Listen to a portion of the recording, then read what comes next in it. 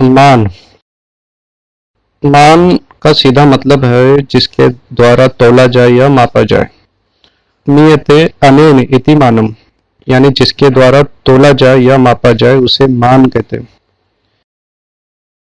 मान के ज्ञान की आवश्यकता। अब मान के ज्ञान की आवश्यकता क्यों होती है? न मानेन विना युक्ति द्रव्याणाम जायते क्वचित, अतः प्रयोग कार्यार्थम मान मत्रोच्यते मया। आचार्य शारंगर कहते हैं कि मान के बिना व्याधिग्रस्त एवं स्वस्थ पुरुषों पर द्रव्य का प्रयोग नहीं किया जा सकता। इंग्रेडिएंट्स को कितनी मात्रा में मिलाना है, इसके बाद कितने देर तक गर्म करना है, कितने बार भावना देना है, बनने के बाद इसका प्रमाण कितना है और पेशेंट को कितने डोज में देना है, इन सभी में हमको मान यानी मात्रा की जरूरत पड़ती है। मान के भेद। महर्षि चरक ने मान के दो भेद बताए जिनमें मगध और कलिंग शामिल है। मगध मान कलिंग से श्रेष्ठ है। कोशकार के अनुसार मान के 3 प्रकार हैं जिन्हें भौतिक प्रकार भी कह सकते हैं। ये मान के प्रकार है पौतोमान, ध्रुवमान, पायमान। पौतोमान यानी केवल ठोस पदार्थों के लिए, यानी जो सॉलिड है उनके लिए किलोग्राम, ग्राम आदि के द्वारा नापे जाते हैं। ध्रुवमान यानी लिक्विड, जिसमें लीटर वगैरह यूनिट इस्तेमाल होता है। पायमान, इसमें लंबाई, चौड़ाई, ऊंचाई नापी जाती है। इसमें मीटर, किलोमीटर, सेंटीमीटर वगैरह इस्तेमाल होता है। अब हम इसमें एक एक कर पौतव, ध्रुव और पायमान देखेंगे। इसमें पौतोमान ही ज्यादा डिटेल हमें पढ़ना है, समझना है। आचार्य चरक अनुसार पौतोमान ध्वंसी या वंशी से प्रारंभ होता है।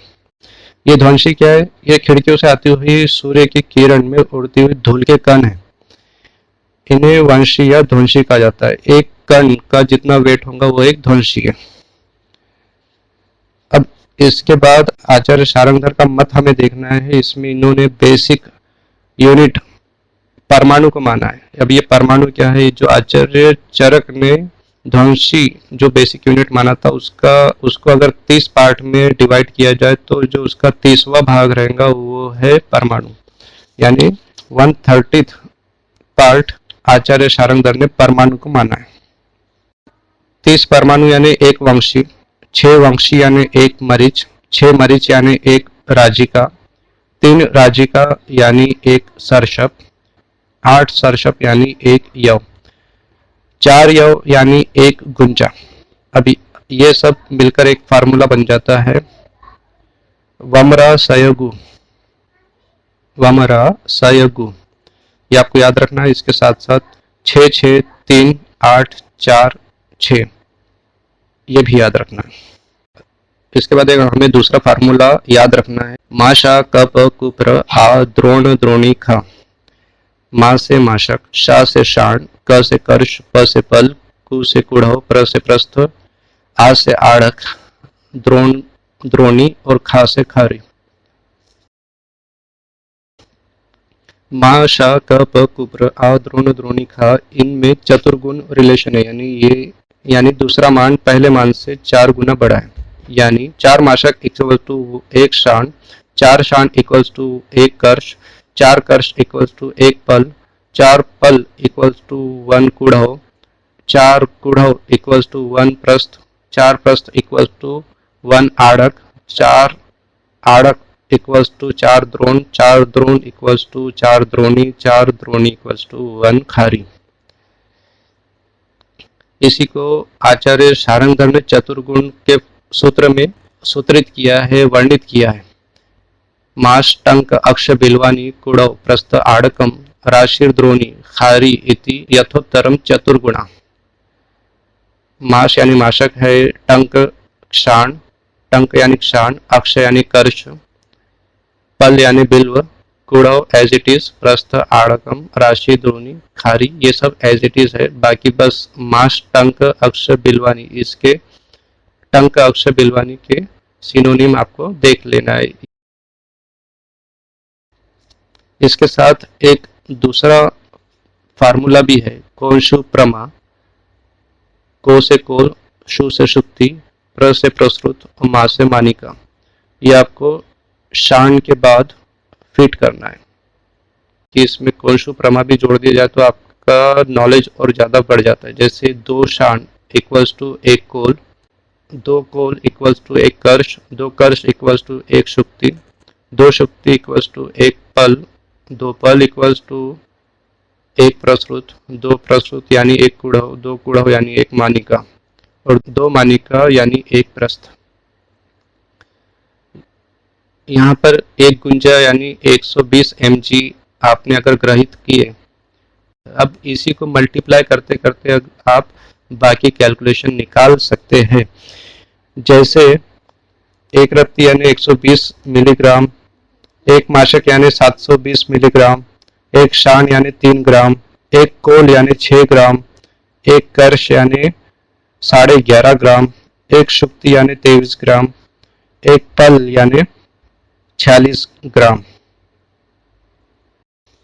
इसी तरह आप बाकी भी कैलकुलेशन निकाल सकते हैं।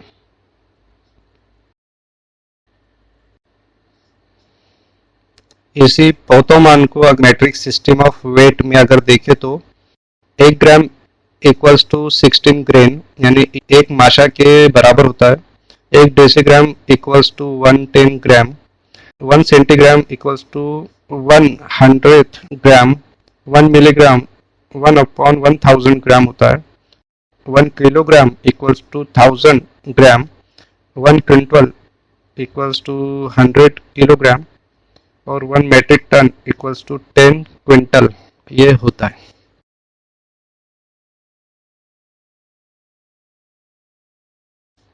इसके बाद द्रव्यमान।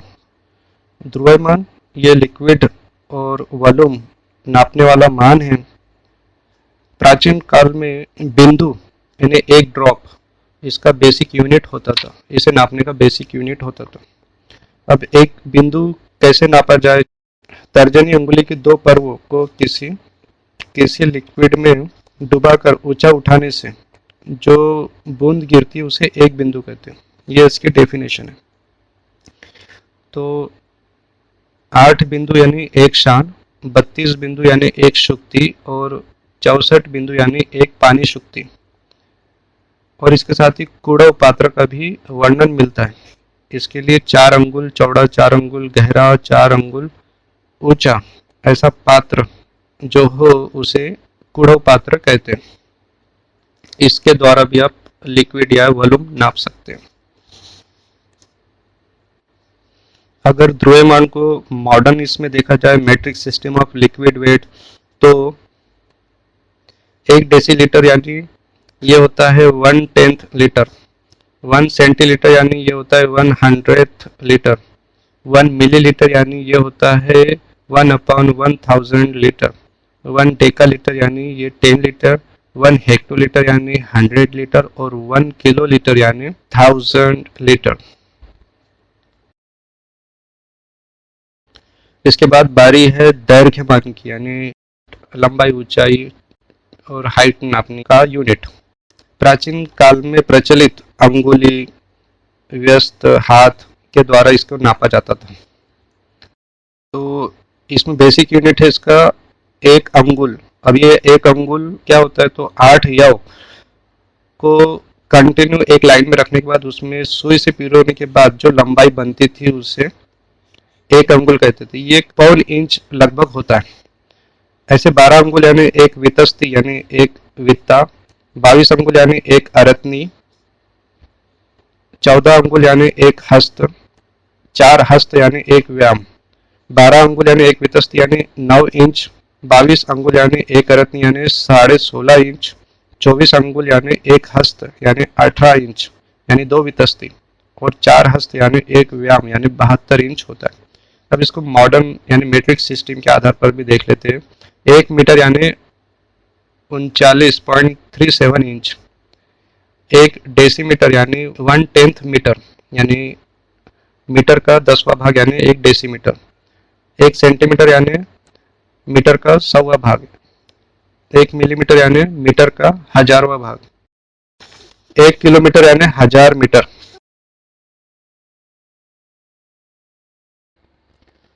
अब हम शुष्क आर्द्र द्रव्यों के ग्रहण नियम देखेंगे।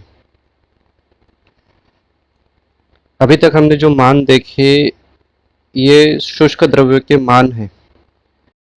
आर्द्र यानी गीले द्रव्य या फ्रेश द्रव्य ग्रहण करते वक्त इन्हें दोगुने मान में यानी डबल क्वांटिटी में लेना चाहिए। ऐसा इसलिए क्योंकि शुष्क द्रव्य गुरु एवं तीक्ष्ण वीर्य के होते हैं। इसमें अपवाद है गुडुचि, कुटज, वासा, कुष्मांड, शतावरी, अश्वगंधा, सहचर, शतपुष्पा और प्रसारणी। इन्हें हमेशा फ्रेश ही ग्रहण करना चाहिए और इन्हें एज इट इज ही ले।